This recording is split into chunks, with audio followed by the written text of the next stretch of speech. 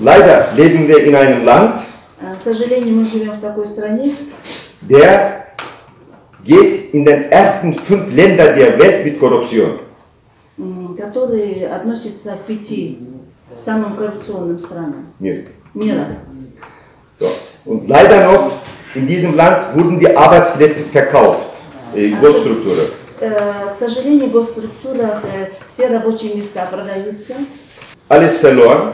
Я все потерял. Und jetzt bin ich nicht mehr zahlungsfähig vor den Banken.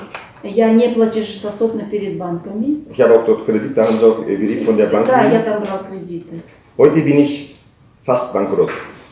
Сейчас, на данный момент, я почти что банкрот. Von Herrn Barakanov. Это благодаря лжи Баракана. Ja.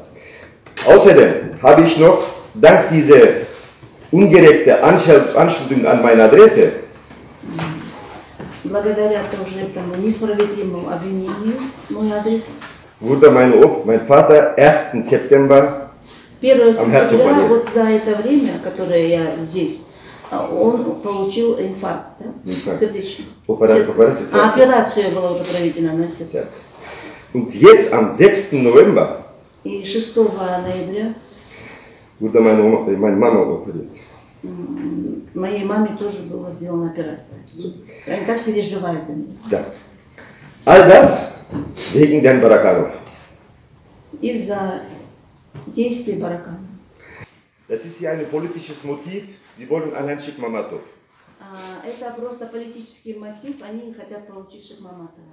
So, nach 2 Monaten circa habe ich verstanden, Через где-то около 2 месяцев, после 2 месяцев, wurde er langsam aggressiv, он становился агрессивнее.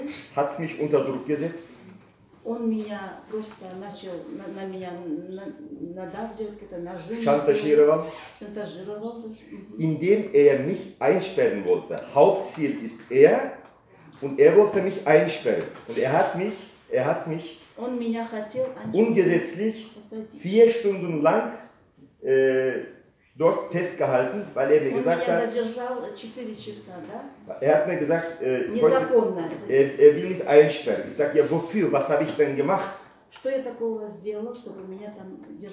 Außer hier in dem Land investiert, Arbeitsplätze geschaffen. Weil nachdem, wie der Herr Barakanov mir gesagt hat, sie brauchen ihn, dann habe ich verstanden. Ja. Danach habe ich